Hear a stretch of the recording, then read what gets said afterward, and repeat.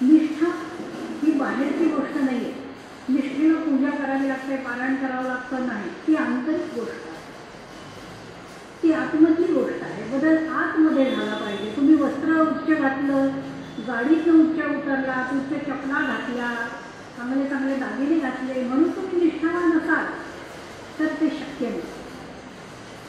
तुम्हाला अलंकारांच्या महत्वाऐवजी स्वतःचं आभूषण म्हणून स्वतःचा स्वभाव ज्या दिवशी वाटायला लागेल त्या दिवशी आपण असं म्हणू की आपण निष्ठेच्या बाजूने विचार करायला लागू. कारण निष्ठा ही आंतरिक परिवर्तन आहे, आंतरिक बदल आहे, पूर्णपणे विचार परिवर्तन आहे. मग विचारानंतर वागण्यामध्ये परिवर्तन होतं, मग वागण्यामधनं आचरण बदलतं, आचरणामधनं चालणं बदलतं, चालण्यानंतर कर्म बदलतं, कर्माचा कर्ता बदलतो, कर्त्याचं फळ बदलतं. तर सगळं बरंच काही आहे. आपण जर आज असा प्रश्न विचारला की तुम्हाला सगळ्यांना दिसतं का, काय उत्तर द्या? दिसतं नाही कोण म्हणणार, हे सगळं दिसतं तर आहे. पण आपण दिवे बंद करून टाकू, घालून टाकू लाईट आणि मग जर विचारू दिसतं का, तर लक्षात घ्या जेव्हा दिवे जातात, जेव्हा प्रकाश जातो तेव्हा आपण डोळ्यांचा उपयोग नाही करत, हातांचा करतो. तेव्हा हात आपले डोळे होतात. लाईट गेले, थांब जरा, थांब थांब थांब, हलू नका तुम्ही, कोणी हलू नका, मी बघते. याचा अर्थ आपल्याला कोणालाही दिसत नाही. आज आपण या विषयामुळे एक सत्य सांगूनच टाकूया, सद्गुरू गजानन महाराजांच्या आज्ञेने, परवानगीने, की आपल्याला कोणालाही दिसत नाही. प्रकाशाची योजना केलेली आहे म्हणून दिसतं. जर प्रकाश नसेल तर आपल्याला दिसणार नाही. घरी जाऊन अंधार करून बघा, अंधार नकोय आपल्याला, पण आतल्या अंधाराचा हा निषेध नाहीये. हा ह्याला दिसत नाही म्हणून नाही, हा दिसत नाही म्हणून नाहीये.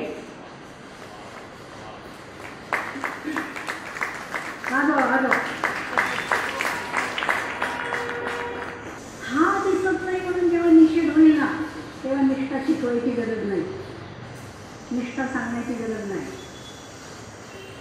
आपल्याला निष्ठा खूपच जवळ आहे, खूपच सहज आहे.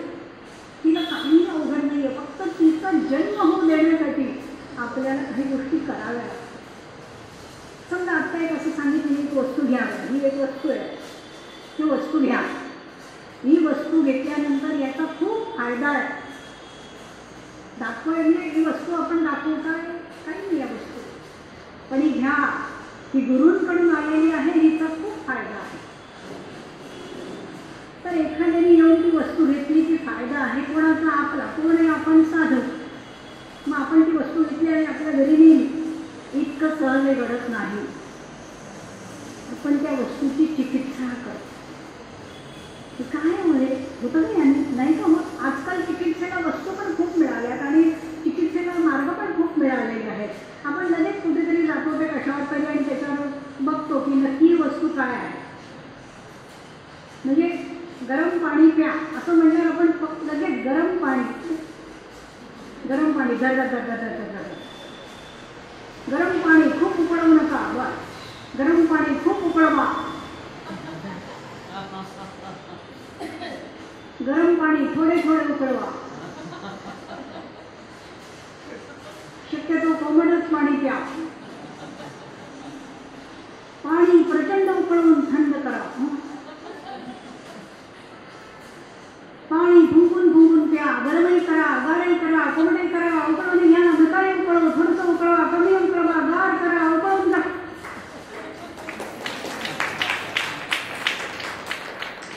जाऊ दे, कुठले पाणी पिऊन मरायचंच आहे. खूप आहे. काय नक्की काय करायचं? डोकं खाजवू नका, डोकं खाजवा. कशाही वर आहे, कशाही वर. पण कुठे कितीही संशोधन केलं तरी मोक्ष कुठेच नाही, मुक्ती कुठेच नाही. बाकी सोक्ष लावणारे सगळ्या गत नाही, परंतु ज्ञान नाही. म्हणून निष्ठा ही तुम्हाला जे काही मिळालं त्याच्या एका क्लिकवर मिळणार नाही आहे. त्याच्यासाठी क्लिक झालं पाहिजे. जे अध्याय आज वाचले असतील, आले असतील ना, त्यातलं काहीतरी आज स्पर्श झाला पाहिजे. त्याच्याशिवाय निष्ठा, सद्गुरुसेवा आणि मग पुण्य पुष्कळ चालायचं आहे. पुष्कळ चालायचं म्हणून आपण परत आपल्या त्या गोष्टीवरती येऊ की आपल्याला दिसत नाही, आपण आंधळे आहोत. घरी जाऊन हा प्रयोग करून बघायचा आहे. दिवे बंद करायचे, एका खोलीत बसायचं आणि दिसत नाहीये काय होतं आपली अवस्था. डोळे आहेत परंतु दृष्टी नाही आहे.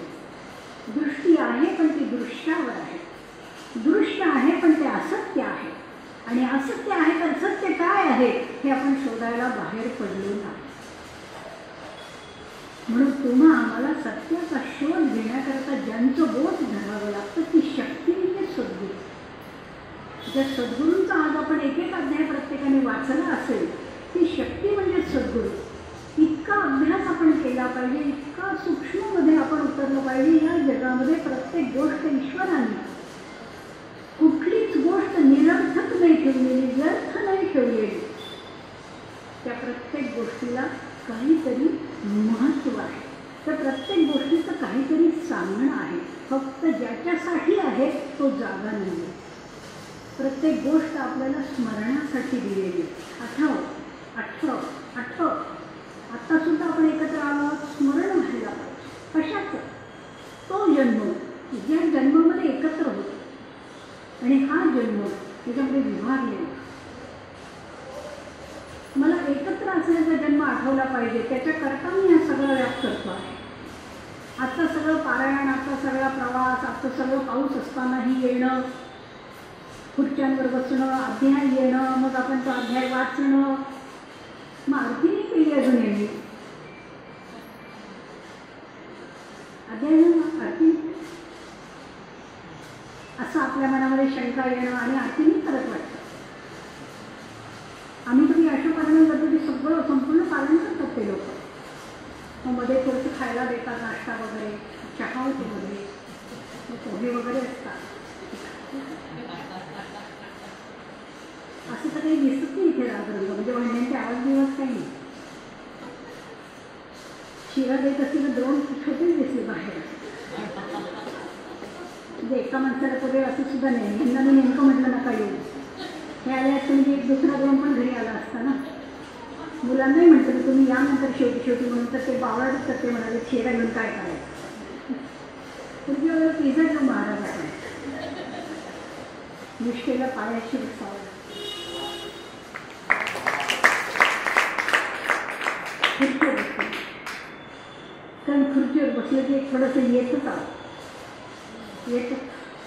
आणि तिला खुर्चीवर बसता येतं ना, ती सुद्धा चार नाही बसलेल्या पाहून म्हणजे मारून खुर्ची दे. अगं तू बसते ना खाली, नाही बसत सध्या नाही. तर तिला बसायचं म्हणजे की तिचे हात कमरेवर जातात. निष्ठा ही गोष्ट न म्हणजे स्वतःच्या कठोर परीक्षण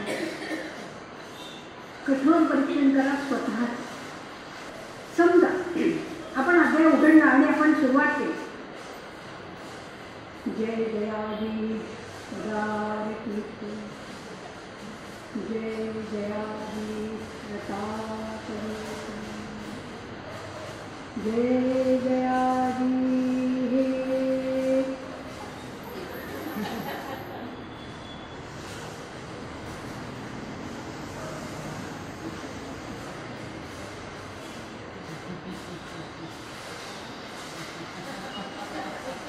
कळलं ना सगळ्यांना? दुसरं कोणाचं लिहिलं वाचायला हे काय हवं असं संपेल काय कधी. म्हणजे आपल्याला ना ससा जे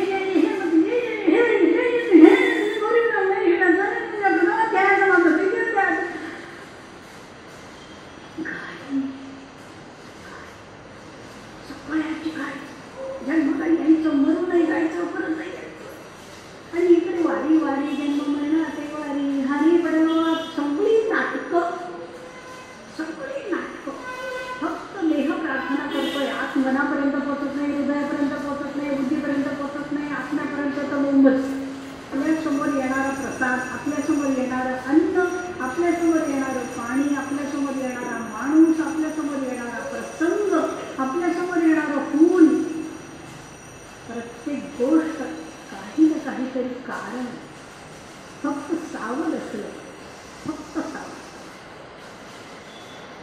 एक बाई अशी चप्पल खरेदीला गेली.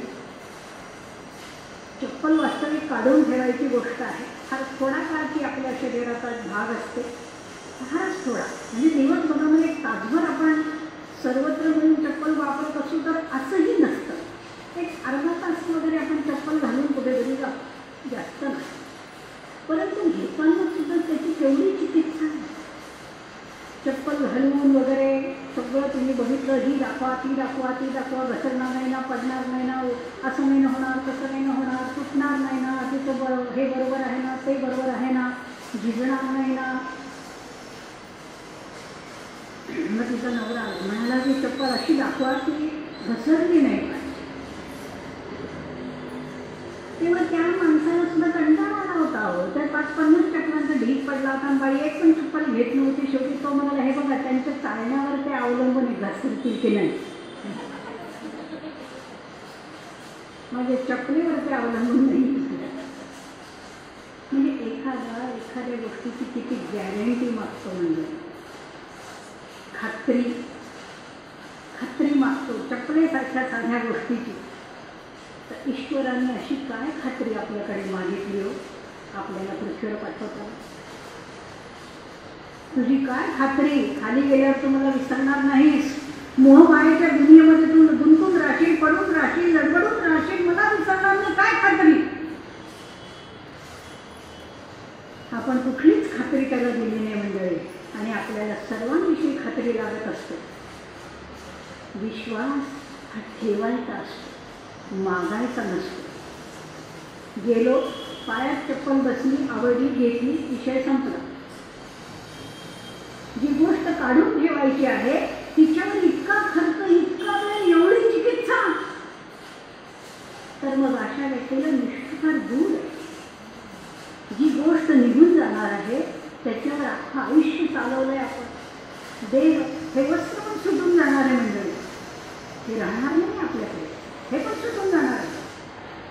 म्हणून आपल्याला निष्ठा कमवताना, निष्ठा जमवताना, निष्ठा बसवताना, एकविधा निष्ठा ज्याची जडली गजानन पदी साची, त्याच्या दुःख संकटाची होळीच होते निसंशय, असं आपल्या ग्रंथामध्ये, जो आज आपण वाचला पवित्र ग्रंथ, त्याच्यामध्ये लिहिलेला आहे की तुमची निष्ठा एकविध जडली. म्हणून निष्ठा एकदम नाही मिळणार आहे, त्याला विश्वासाचं बोध धरावं लागणार आहे. विश्वास, आणि तो प्रत्येक ठिकाणी आपल्याला आतून ठेवावा लागणार. त्याकरता आपल्याला खूप कुणाचं ऐकायचं नाही आहे मंडळी, एकाच कुणाचं तरी ऐकायचं, आणि ते म्हणजे सद्गुरू. या पलीकडे या जगामध्ये कोणाचं ऐकूही नका, कोणाशी बोलूही नका, कोणाकडे बघूही नका, आणि कोणामध्ये चालूही नका. फक्त सद्गुरू. या पलीकडे या जगामध्ये विश्वास ठेवण्यासारखं काहीही नाही.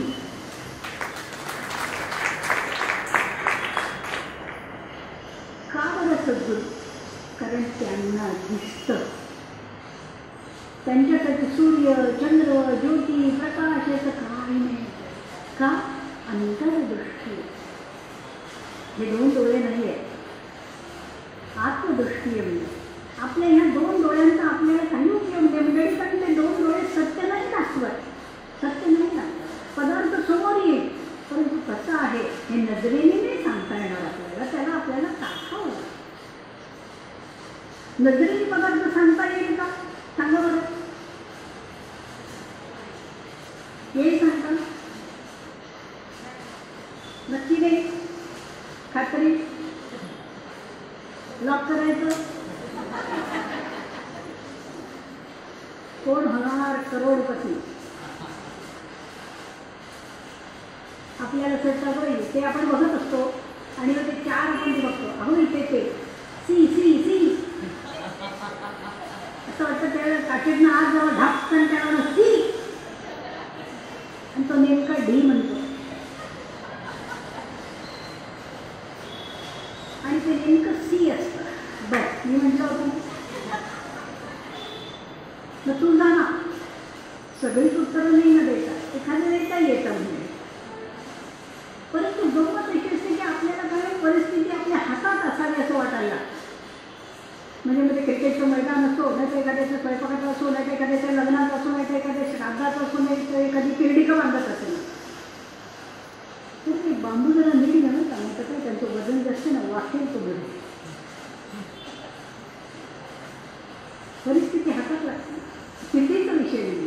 खेळली. किती का आपण कुठल्या का गाड्यांमध्ये हिंडे ना, 80 लाखाची 50 लाखाची 1 कोटीची जाताना 1000 रुपयात काम होऊन जातं. 2 बांबू 7 कामट्या. लक्षात ठेवा, हे जे आहे ना याच्यावर एवढं चाललंय ना, 2 बांबू आणि 7 कामट्या. माहिती आहे का बरं आहे? हे एवढं भांडवल आपल्याला पाठवायला आहे, पुढं जातो कुठं काही माहिती नाही आपल्याला, यांना माहिती. आज काही आपला तो विषय नाही. परंतु जर हे शरीर, ज्या शरीराने इतकी मिजाज केली, स्वतःच्या सौंदर्यासाठी इतके प्रयत्न केले, इतके पैसे खर्च केले, स्वतःला सुरक्षित ठेवण्यासाठी एवढं सगळं यातायात केली, त्याला नेताना राजरथ तरी यावा ना? नाही होत.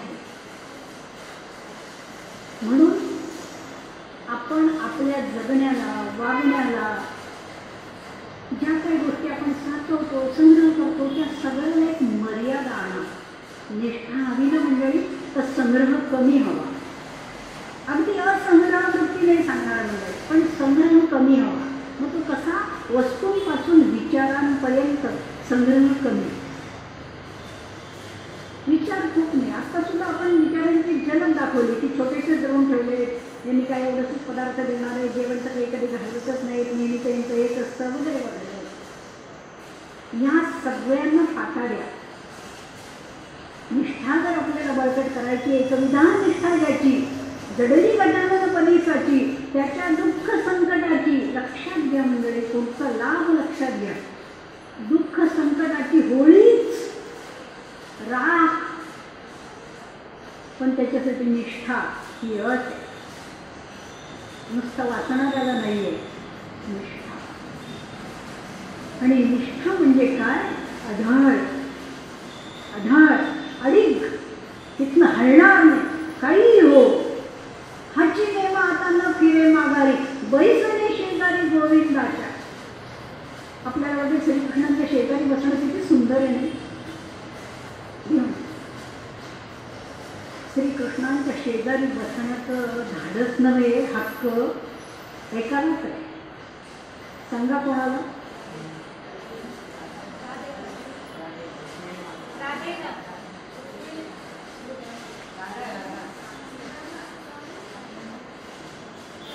तसा सासवासारखे 2 पक्ष पण तुला का?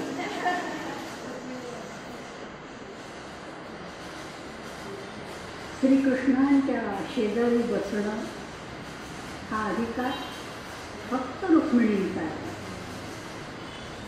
राधेचा नाही.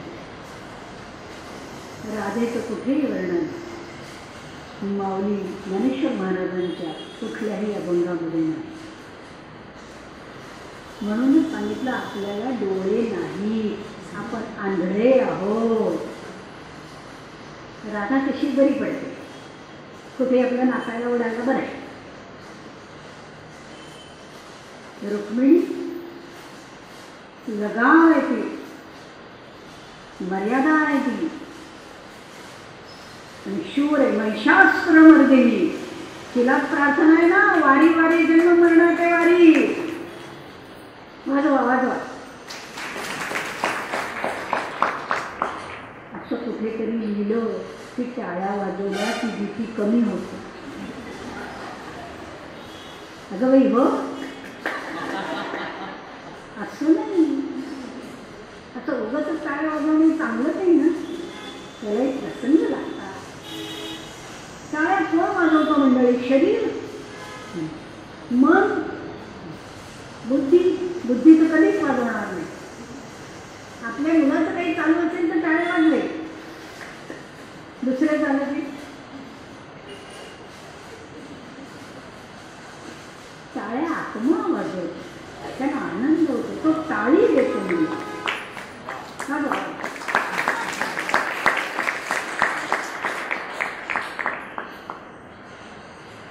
टाळी वाजवणं ही एक उत्स्फूर्त चैतन्य प्रक्रिया आहे. चैतन्य आतून निर्माण होतं.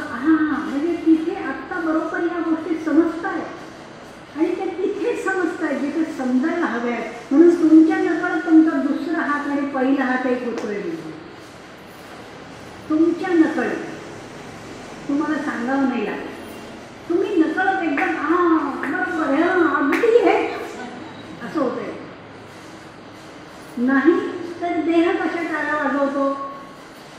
राम राम राम हरे हरे. झालं सुरू. हरे कृष्ण. हा देह आहे. हे जे टाळ्या वाजवणे ना हे देह आहे. कारण देहाला संगीत मिळालं. संगीत. हरे राम राम राम हरे हरे. हरे कृष्ण हरे कृष्ण. बंद करा बरं ते बंद झालं तरी तुमचं चालू राहू दे ना. मीराबाई नाचत होत्या. कुठलं संगीत वाजत होतं. आपण इथे एखादं गाणं लावू, गाण्यावर सगळे नाचायला लागते आणि ते मध्येच बंद केले. काय रे राहू दे त्याला. कारण आपण पावलं थांबली का की संगीतावर आधारित आहे, आतल्या नृत्यावर नाही. अजून आतलं नृत्यच कळलं नाही मंडळी. चरित्ररूपी वाचता म्हणजे वशता नीर नाकाला वाटे निसंशय असं त्या पोथीमध्ये रामगुरू महाराजांनी लिहिलंय की हे तुम्ही वाचाल तेव्हा तुम्ही नाचाल. नाचलं एक जण तरी. मला 12वा अध्याय आला. चला मला 14वा. मला 16वा. मला 19. मला पहिला मला दुसरा.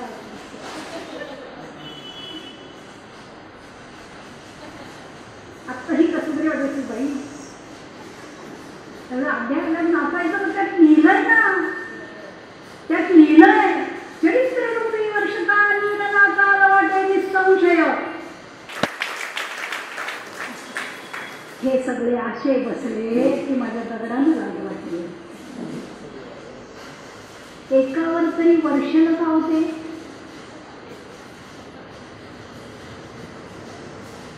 मग अभ्यास करा का नाही. का नाही. सद्गुरुगजानन महाराजांनी जे वर्षवलं त्याच्यातल्या एका अध्यायाच्या खाली आपण भिजलोच नाही. ते मात्र गेले विहिरीवर. ते बसले विहिरीच्या काठावर आणि त्यांनी आज डोकावून बघितलं ते कुठली कुठली तीर्थ याच्यामध्ये आहे. तेव्हा नरसिंहजी महाराज म्हणाले अरे काय करतोस. तेव्हा म्हणाले बघतो ना कुठले तीर्थ तुला रोज स्नान घालतात. त्यांनी आज मलाही स्नान घालत. तेव्हा नरसिंहजी महाराज म्हणाले अरे काय मी पाणी शिंदून काढतो त्याच्यातून. ते असं आपोआप वर नाही आहे. तेव्हा महाराज म्हणाले तीर्थ आहे ना. मग तीर्थाने येऊन स्नान क्षेत्राला जर नाही घातलं तर कसं चालेल तीर्थक्षेत्र. बसून राहिले हाताची गाडी घालून. लोकांना म्हणाले या तुम्हाला येऊन स्नान मिळवलं तीर्थाचं. लोक म्हणाले काय माणूस आहे. विहिरीचं पाणी येतं का. अहो त्याला मोटर लावावं लागेल. त्याला काय रहाड वर्ग बांधावं लागेल. तेव्हा नव्हती मोटांना. पण तेव्हा रहाड वर्ग लावावं लागेल. पाणी ओढावं लागेल. बांधून टाकावं लागेल. काहीतरी करावं लागेल. असं पाणी वर नाही येणार. महाराज म्हणाले आलं पाहिजे कारण मला हवं आहे. आणि एका क्षणामध्ये त्या विहिरीच्या पाण्याला उकळ्या फुटल्या आणि हजारी कारंज्याप्रमाणे महाराजांच्या अंगावर पाणी फार फार फार फार फार फार फार फार. महाराज म्हणाले या आज गंगा गोदा भागीरथी सगळ्या आल्या. तुम्ही स्नान करा. ज्यांची श्रद्धा होती ते गेले. त्यांनी स्नान केलं. जे कुठचित होते ते लांबून बघत राहिले. पण आश्चर्य वाटलं की विहिरीतलं पाणी वर आलं कसं. नदीला पूर येतो. विहिरीला कधी पूर पाहिलाय कधीच नाही. का काही अभ्यासच नाही. प्रत्येक गोष्ट शिकवते हो मंडळी. प्रत्येक गोष्ट शिकवते. पण प्रत्येक गोष्टीमधून शिकायला मिळतं असं विद्यार्थी पण आपल्यामध्ये किंवा त्या पारायणाने जागलं पाहिजे. एक बाई होती. ती कुठे गेली ना की तिला बटाट्याची भाजी खायला मिळायची. कुठेही जा. असं एकदा दोनदा नाही तिच्या लक्षात आलं. पण 4-5व्यांदा तिच्या लक्षात आलं बाई सारखं बटाटा राहायचं. सारखं बटाटा. मग ती मैत्रिणीकडे एकदा ते काय त्यांचं असतं भिशी प्रकरण करतात. तेव्हा ते म्हणे हे बघ बाई तू जेवण लागतं तू बटाट्याची भाजी करू नकोस. कारण अगं काय म्हणजे माझ्या नशिबाला तो बटाटा कुठून लागला आहे ना काय कळतच नाही. आता तो बटाटा करू नकोस. तर ती म्हणाली बाई एवढी बटाट्याला वैतागलेली जाऊ दे बटाटा नको. आज मी काहीतरी वांग भिजत करते किंवा फ्लावर वगैरे करते. म्हणजे विशिष्ट सगळी तयारी झाली. नवऱ्याला सांगितलं असं आहे कसं आहे कसं आहे कसं आहे वगैरे सगळं झालं. भाजी वगैरे करायची सगळं ठरलं. सगळे आले बहीण वगैरे सगळे भाजी करायला. बहीण म्हणाली तुला खरं सांगू का मी फर्स्ट क्लास बटाट्याची भाजी बनवली. हे म्हणायला का नको अगं काय ना माझ्या मैत्रिणी ना ते सारखे बटाटा खाऊन कंटाळली ना म्हणून. अगं नाही, तू सांग, मी तुला चॅलेंज करते, आज माझ्या आजची बटाट्याची भाजी खाऊन तिथं तुला म्हणाली तर तू म्हणशील ते. मग तिचा तो मुलगा होता तो मला म्हणशील तर म्हणजे काय ना मावशी आई ताई म्हणजे तू काही देशील. हो देईल ना म्हणे, करते एवढं. मग म्हणे तुझी ती हिऱ्याची अंगठी देशील. ए बटाट्याच्या भाजीच्या बदल्यात ते हिऱ्याची अंगठी मागतो का काय. मग तू म्हणशील ते म्हणणार. अरे ते तू म्हणतोय तुझ्या बोललेलं तुझ्या आईला माहिती आहे काय मागायचं. माई म्हणाल हे बघा होते ते हिरे विरे राहू दे बाजूला, तू बटाट्याची भाजी. अगं तू बघ मी तुला सांगते ना, तू चॅलेंज मी सांगते तुला पैज लाव, नाही तिला आवडली तर बघ. एवढं चॅलेंज आणि पैज आणि एवढं सगळं झालं. ज्याची निष्ठा, ज्याची वाटचाल निष्ठेकडे ना मंडळी, तो फक्त स्वीकारतो, तो नाकारत नाही, स्वीकार. तो शांत असतो. एक सूत्र कायम लक्षात ठेवायचं, निष्ठेकडे जर जायचं आहे तर आपण शांत राहणे. शांत म्हणजे मंद नव्हे. हे सांगावं लागतं हल्ली. पूर्वी करायचं हवं शांत, कारण वेदांच्या जवळपास वावरायचे ना लोक. आता कशाच्याही जवळपास नसतात ते, तेच आपण उकळतं पाणी. शांत लगेच पर्याय होते. शांत, शांतीसाठी मांडी घालून बसा. शांतीसाठी उभे राहा. शांतीसाठी एका पायावर, शांतीसाठी पलंगावर बसा, शांतीसाठी झाडाखाली बसा, शांतीसाठी नदीत. किती पर्याय, किती किती पर्याय. यांच्या जवळ बसून शांती मिळत असते ना मंडळी, खूप स्वस्त होती. स्वतः जवळ बसून ती कधीच नाही मिळाली. ते कुठेही गेलो तरी स्वतः उपस्थितच आहोत नाही. ते स्वतःला आधी बदलवा. ज्याला निष्ठा पाहिजे आहे त्यांनी जो समजून घेत नाही तिथे शांत राहा, आणि जो समजून घेतो तिथे तो बोलायची गरज असते. दोन्ही गडबड तडफड नाही करायची. कुठे होतो आपण बटाट्याच्या भाजीत. हां म्हणजे आपण ते बटाट्याविषयी काही म्हणायचं ना. ती आली मुलगी एखादं झाला बगीचा विचार झाला की झालं, मग ती आपल्या घाबरत जाऊन काय केलं तू. काही नाही अगं बटाट्याची भाजी. तर मी किती वेळा सांगितलं मी किती बटाट्याची भाजी ना मला इच्छाच सोडत नाही. काय झालंय काय माहिती बाई माझ्या नशिबाला असं काय झालं. मग खाली अगं खरंच भाजी चांगली होती, तिला आवडली, पण ती म्हणाली की नाही भाजी चांगली आहे म्हणे, पण बटाटा का बरं मला कळतच नाही अगं म्हणे. कुठे गेले ना मला दुसरी भाजी. अगं तू घरी मी करते अगं घरी, पण दुसरीकडे असं वाटतं ना गं की जरा बटाटा तरी म्हणाय मिस्टरांना बटाटा आवडतो, मुलाला बटाटा आवडतो. शेवटी कंटाळा याने कुठेतरी गेली की बटाटा सारखा का खावा लागतो. तर कोणतरी सांगितलं पिष्टमय असतो, काहीतरी असतं, तुम्हाला गरज असेल, तुमचं लोह कमी, काय कमी आपल्याला कळतच नाही. गप्पा अशा चालल्या होत्या एकांच्या.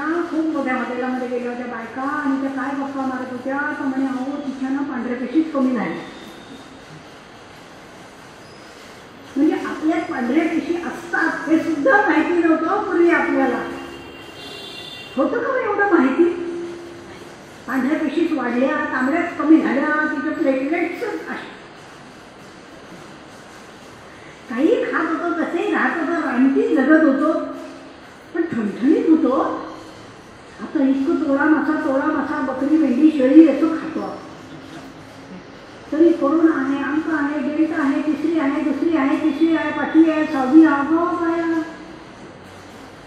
समुद्राचं कमी म्हणायचे ना तू वाढल्या की बरं. प्रत्येक लाट जीव येईल. जाते कोणाला दिलाच नाही तर एखाद्या रोगाने घेतलं तर काय बिघडतं.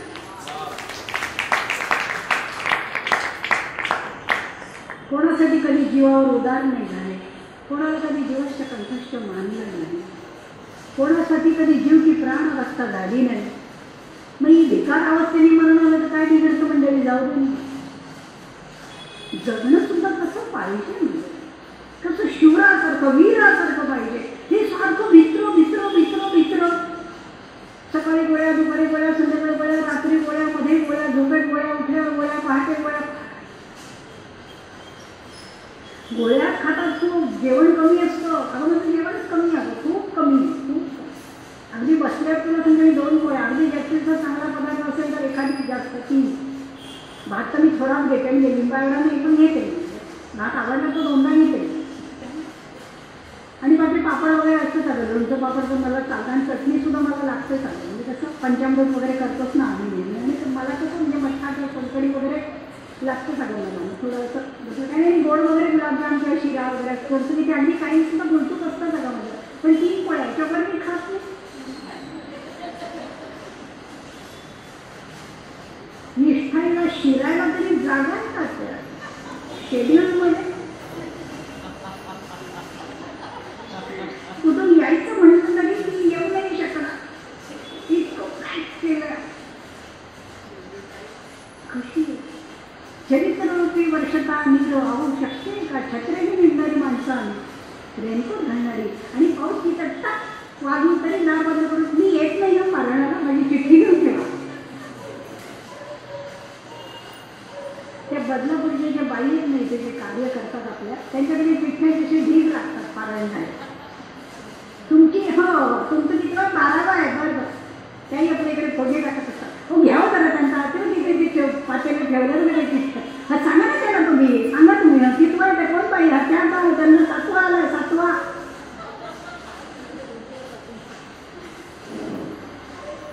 वर्षता नीर कुठून वर्षायचं, त्याच्यासाठी आभाळाखाली जावं लागतं, मोकळ्या आभाळाखाली. ते आभाळ काढणारे मंगल कार्याला काढलंय सद्गुरू गजानन महाराजांनी. पण भिजणारा कुठे आहे, भिजणारा कुठे आहे, त्याला भीती वाटते. सर्दी झाली तर मला लगेच घराच्या बाहेर काढते. क्वारंटाईन हा एक नवीन शब्द आला. त्या एका बाईला हे माहीतच नव्हतं की हा शब्द असा विचित्र आहे. ती म्हणाली, आईला कोणी, अगं माझी मैत्रिणी क्वारंटाईन झाली, मला पण माहीत.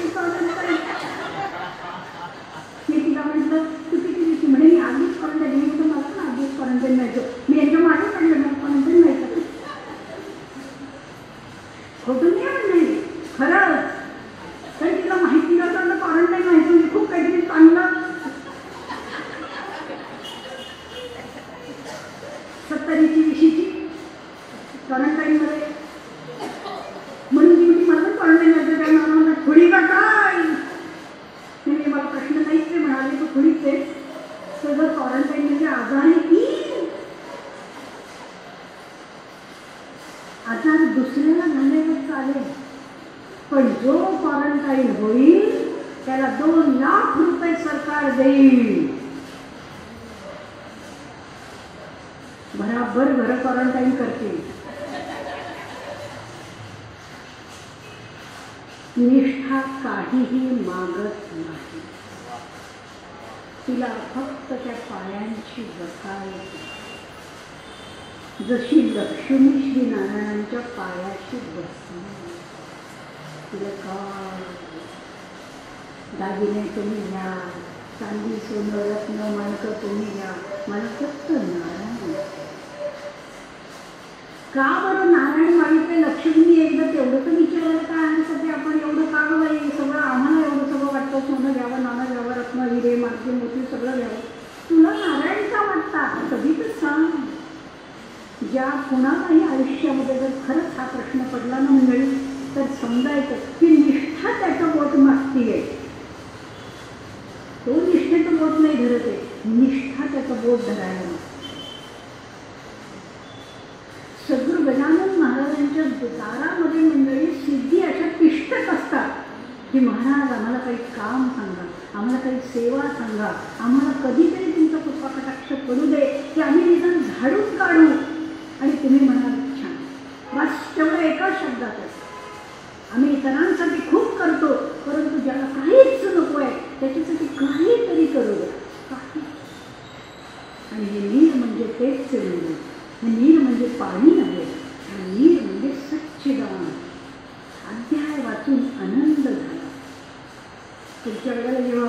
पारायण करून मिळलं तेव्हा ना आपण अध्याय वाचण्यापूर्वीच अध्यायाचा भाव तयार करतो. म्हणजे मग ते कसं निर्वर्षतं ते आपल्याला कळेल. तोपर्यंत नाही कळणार, तोपर्यंत कोरडं कोरडं.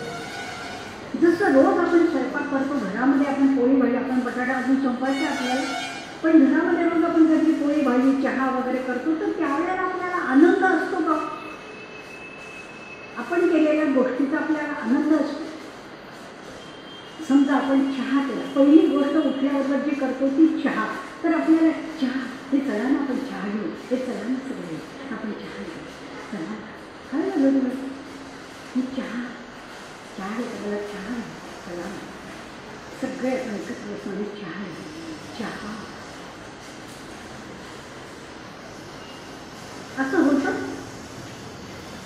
आपल्याला समजा चहा काय रोज होते, गोष्ट रोज झाली तर तिचा कंटाळा यायचा आणि हळूहळू ती दुर्लक्षित होते. मग रोज होणारी गोष्ट म्हणजे रोज नवरा आहे, रोज बायको आहे, रोज मुलं आहे, सासू आहे, नणंद आहे, दीर आहे, संसार आहे, श्राद्ध आहे, पक्ष आहे, स्वर आहे, सुतक आहे, लग्न आहे, कुटुंब आहे, डोळे डोळे सगळं रोज झालं.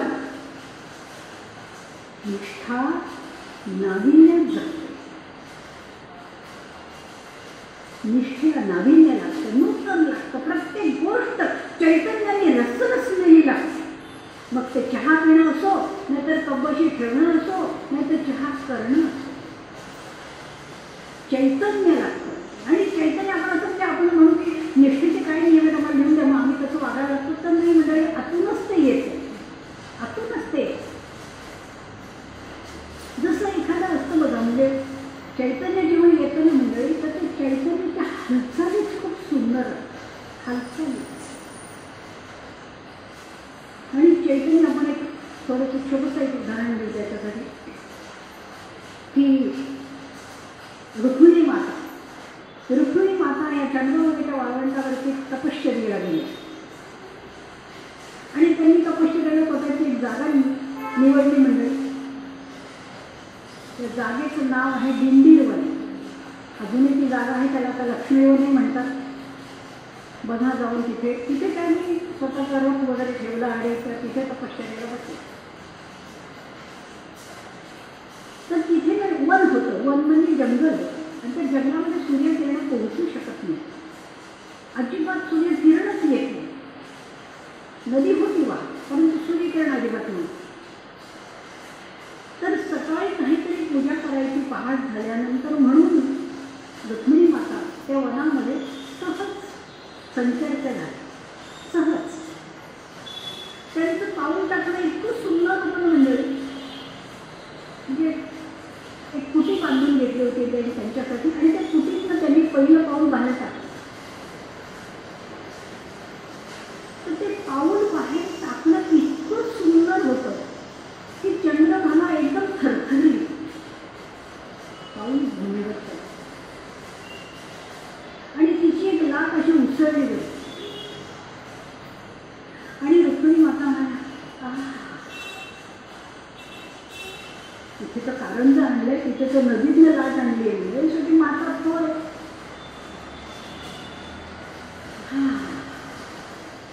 असं म्हटल्याबरोबर मंडळी सगळ्या झाडांवर जेवढी फुलं होती ती सगळी पडली.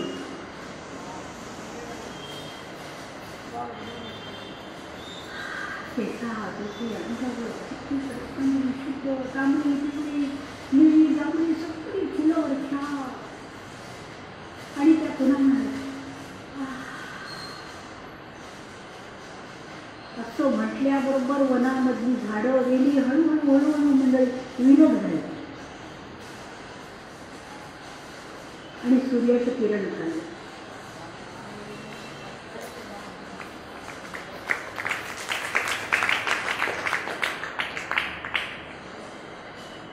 आणि किरण खाली आल्याने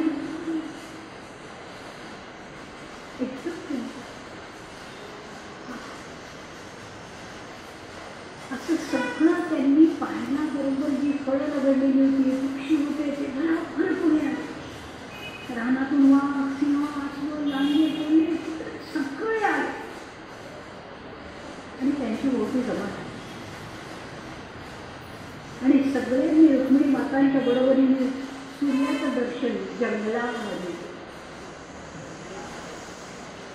सूर्याला आजही त्या दिवसाची आठवण म्हणजे आजही ते एक दिवस करवीर निवासिनीच्या चरणांना स्पर्श करतो. त्या कितीही आत असल्या तरी ते तिथंच जा आणि ते स्पर्श करतो. तोच तो दिवस. त्याला माहिती आहे की कितीही आतमध्ये असलं तरी मला तिथे स्पर्श. पाऊल टाकणं किती सुंदर आहे. पाऊल ठेवणंच असं आहे की सगळ्यांना चैतन्याला सगळ्यांना प्रसन्न, सगळ्यांना आनंद, सगळ्यांना सच्चिदानंद, सगळे अजून कळीने तरी उमलले. तुला कळीच आहेत मंडळी तरी उमलली का? तर ते चैतन्य स्पर्श आहे ना, त्याला ऋतूंची तमा नाही मंडळी. नारळ लावलाय 9 महिने लागतील नाही. त्यांचं पाऊल नारळ तुम्ही टाकलं ते आले की नारळ चैतन्य आहे ना. म्हणून चैतन्य नेहमी आपल्यामधून कसं येत राहील, आपण चैतन्याच्या सोबतीला कसे राहू याकरता आपल्या हिंदू धर्मशास्त्रामध्ये पोथी, पारायण, पूजा, उपास, चैतन्य. पण आपल्याला काय झालं तर रोजचं झाल्यामुळे आपल्याला त्याचा कंटाळा आला आहे आणि त्यातून चैतन्य मिळतंय या गोष्टीकडे आपली पूर्णपणे पाठ आहे आणि अविश्वास देखील. आपल्याला कोणालाही रोजच्या पूजेचा आनंद आहे का?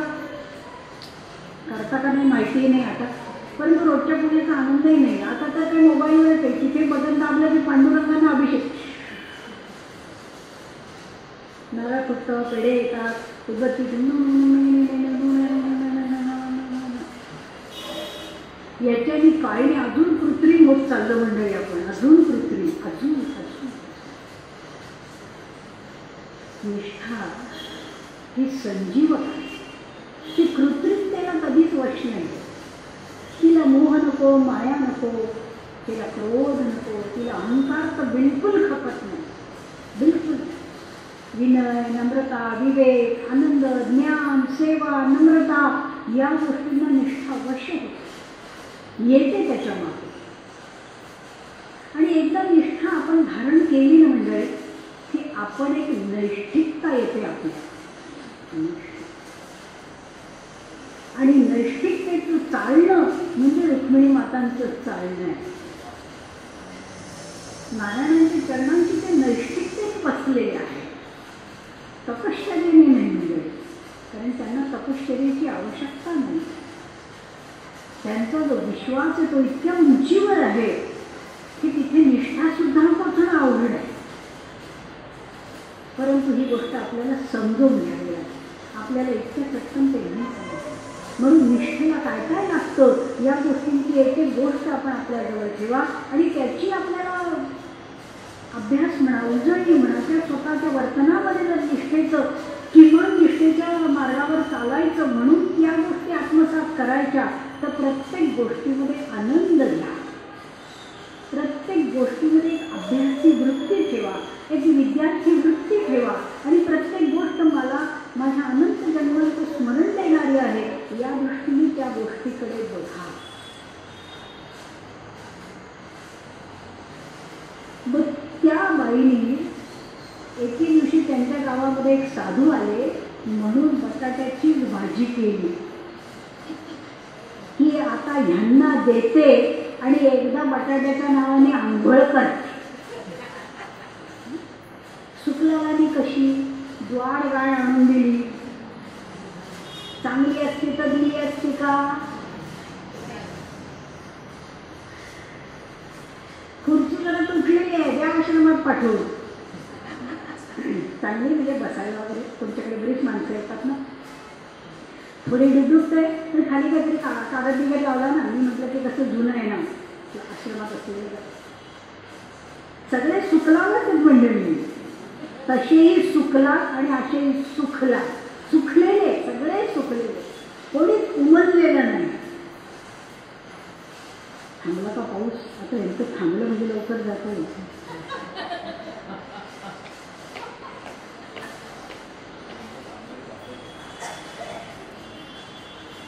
वाटतं ना अध्यात्म तरी किती वेळ ऐकायचं ना. सिनेमा कसा बघत बसायचा,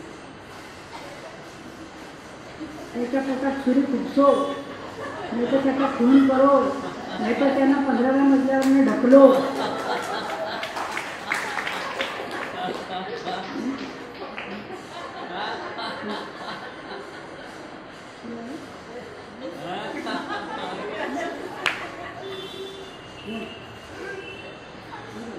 गेला तो.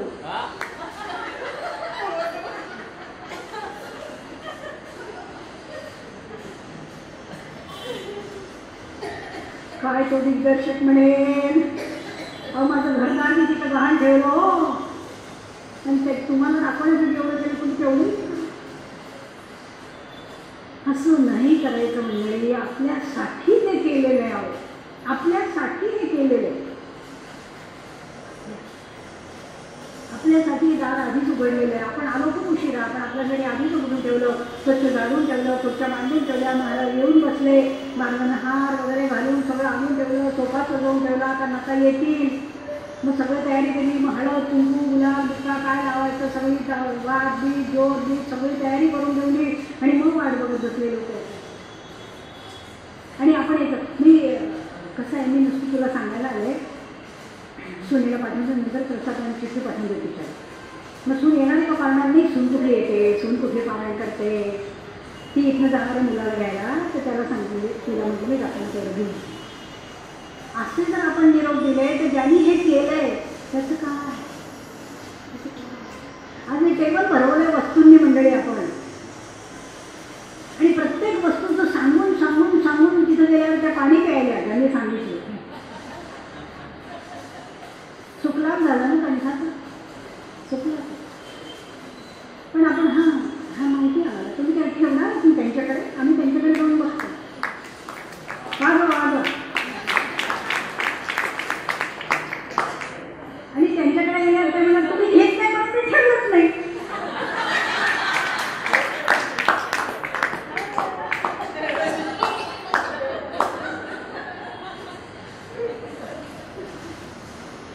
त्या डॅम्बिसपणाचं काय करायचं. चरित्ररूपी वर्षभराने डॅम्बिसपणावर नाही. डॅम्बिसपणावर कधी एक थेंब नाही यायचं. जर डॅम्बिस नसून मंडळी तर पावसात जायचं आणि आ करून यायचं. थेंब जातो का बघा.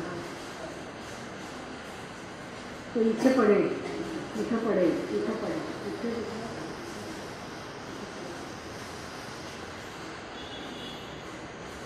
कारण त्याला डॅम्बिस माणसं माहिती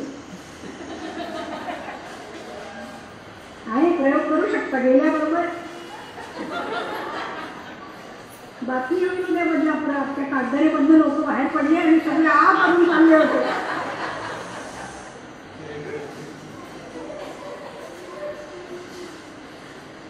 निष्ठेला मंडळी मागे वळणं नाही म्हणते. निष्ठा कधीच मागे नाही वळत. ती सतत मागे जात मात्र नक्की.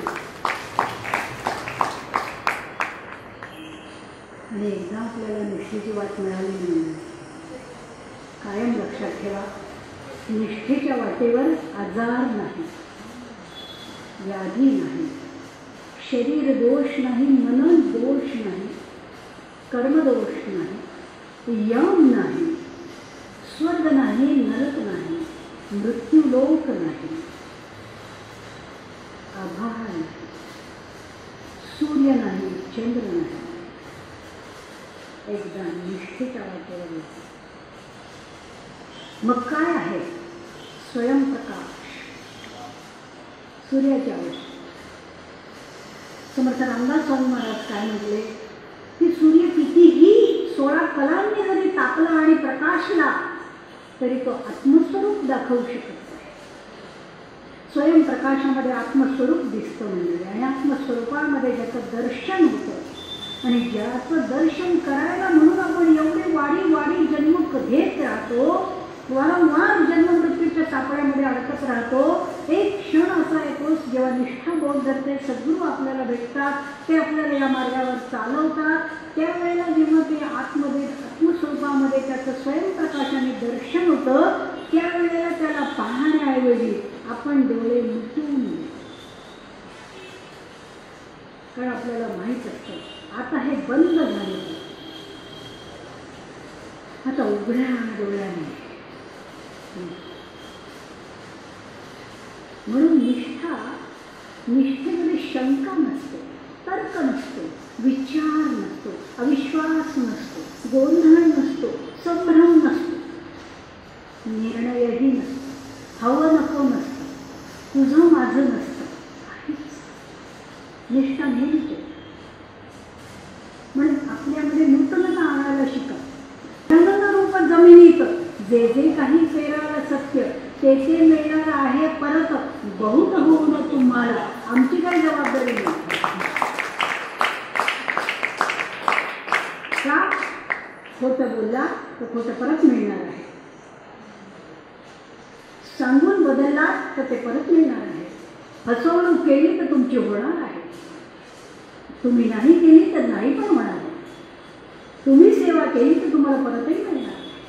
तुम्ही जे जे पेराल ते ते मिळणार आहे, पण बहुत. मग काय पेरायचं ते आपण ठरवायचं. खोटं का खरं, खरं का खोटं. जेवताना तोंडामधून घास पडला ना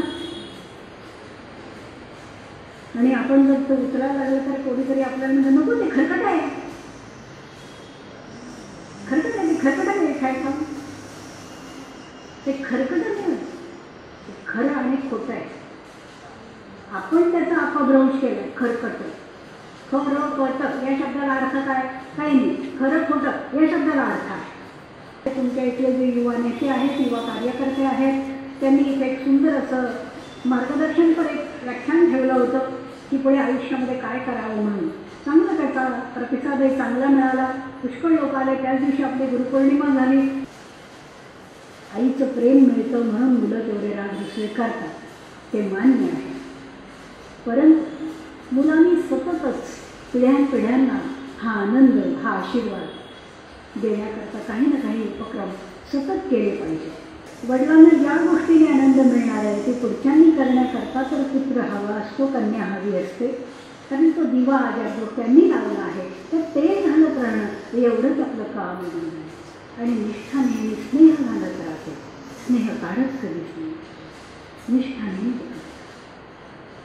ही बाई कुठे गेली, बटाट्याची भाजी दिली. साधू म्हणाले, वा, आज मी वैकुंठ मागितलं असतं तर तेही मिळालं. ती बाई म्हणाली, बटाट्याच्या भाजीत आणि वैकुंठ. तिला रागला नाही. ती म्हणाली, बटाट्याची भाजी आणि वैकुंठ तुलना तरी होईल. ते म्हणाले, तुम्हाला कल्पना नाही आई, ज्याला बटाटा आवडतो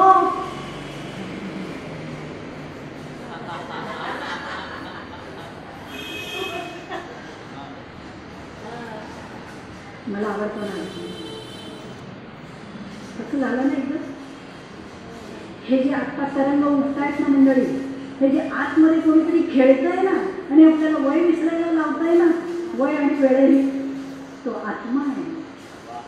तुम्ही आता साक्षात आत्म्याचा अनुभव घेता. तर आत्मा आणि चैतन्य दोन्ही तिथं परमात्मा संतोष. तेव्हा ती म्हणाली, बटाटा ऐकून छान. ते म्हणाले, आई तुम्हाला कल्पना नाही.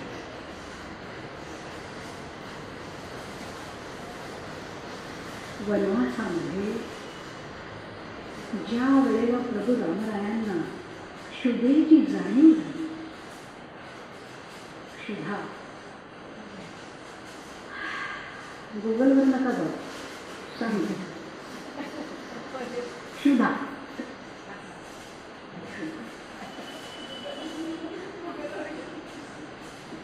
हो, क्षुधा म्हणजे भूक ना. क्षुधा म्हणजे भूक. प्रभू रामरायांना वनवासामध्ये जेव्हा क्षुधेची जाणीव झाली आणि आसपास कुठेही काहीही पंचक्रोशीत मिळण्याची शक्यता नाही, जेव्हा रामरायांना क्षुधा भूक लागायची त्यावेळेला रामरायांचं जे, जर त्यांचं चालणं असं मंडळी तर रामरायांचं कसं असेल, तर ते रामरायण चालत असताना जेव्हा त्यांना भूक लागायची तेव्हा त्यांची जी करंगळी आहे ना मंडळी पायाची, ती भूमीला टेकायची. स्पर्श, आपण उभे राहून बघा, आपली करंगळी टेकत नाही. आत्ता सगळ्यांनी पायाकडे पाहिजे.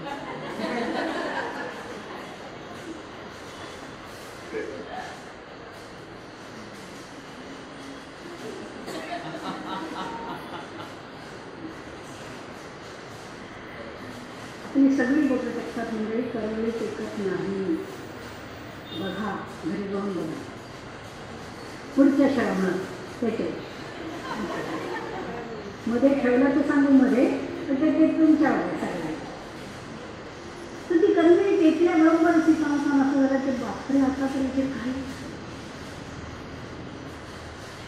कसं करायचं, रामायणाला क्षुधा लागली. आणि स्त्रीचं प्रमुख कर्तव्य आहे मंडळी की कोणालाही भुकेनं नाही ठेवायचं. प्रत्येकाला भूक लागली म्हणायची, आज काहीतरी देणं हे स्त्रीचं आद्य कर्तव्य. आत्ताच्या नाही लावला अगं असं होत होतं. आत्ता काही नाही अगं, आत्ता काही नाही, ते सगळं लावलं तर.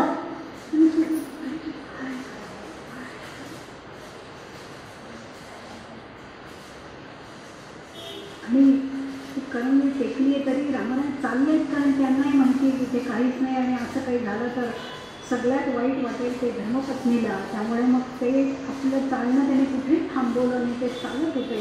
परंतु सीता मला वेगळून गेल्या की मी काहीच करू शकत नाही, मला काहीच करता येत नाही, मी भूमी कन्या आहे, मी जनक दुलारी आहे, मी अयोध्येची पत्नी आहे, मी काहीच करू शकत नाही. असं कसं त्यांना त्रास झाला म्हणजे. आणि त्यांनी अगदी असं दुःख व्यक्त केलं. तर त्यांच्या कानामध्ये पुडी लागली त्यांना, आणि त्यांनी ती पुडी घेतली आणि जमिनीमध्ये ठेवून वाकल्या त्याच्यात. सीतामाता खाली वाकल्यात म्हणल्या रामायण थोडे थांबले, कारण त्या पण मागून येत असायच्या ना, त्यामुळे त्या थांबल्यात म्हटल्यावर ते थांबले.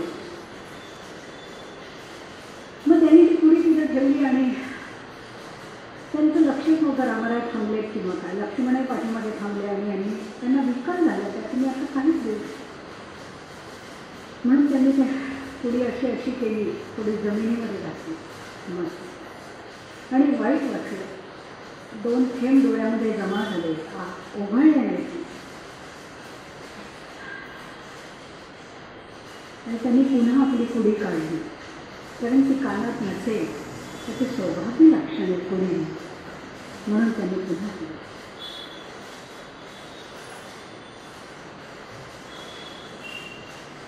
तर पुरीच्या जागी जे आलं तो होता बटाटा.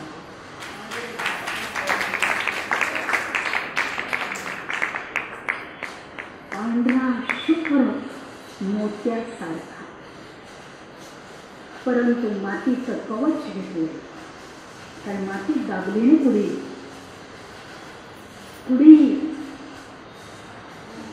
फक्त पुडी नाही, ती मातीत दाबली आणि बाहेर काढली. म्हणून बटाट्याच्या वरचं जे कवच असतं, जे साल असतं, ते मातीचं असतं. कुठेही बटाटा पेरा, माती घेऊनच तो बाहेर येईल. तो माती सोडत नाही, तो स्पर्श आहे ना मातांचा. आणि रसदार असतो, पाणी असतं त्याला, पाणी, कारण ते इथं आलं ना पण खाली नाही.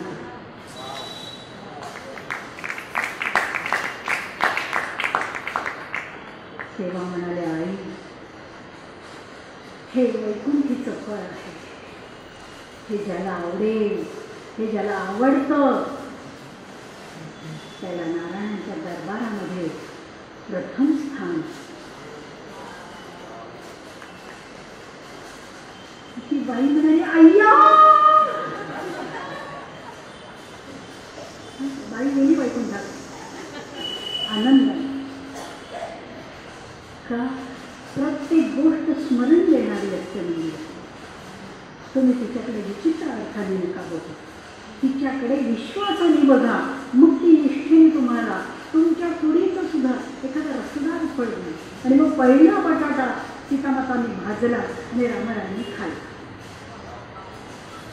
म्हणून कंदमुळांमध्ये पहिला कंद जो उपासाला चालतो मंडळी. आणि मग जेव्हा रामारायांनी मंडळी आतमध्ये असं कसं काय निर्माण केलं, आश्चर्य वाटलं ना मंडळी.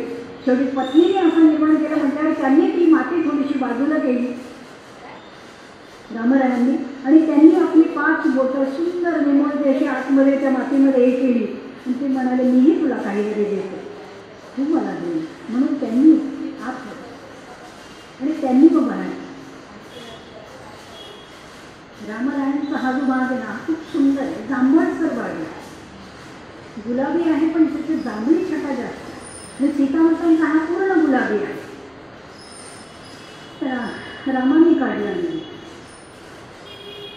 आणि ते बटाट्याचं दुसरं भावंड म्हणजे रत्ता.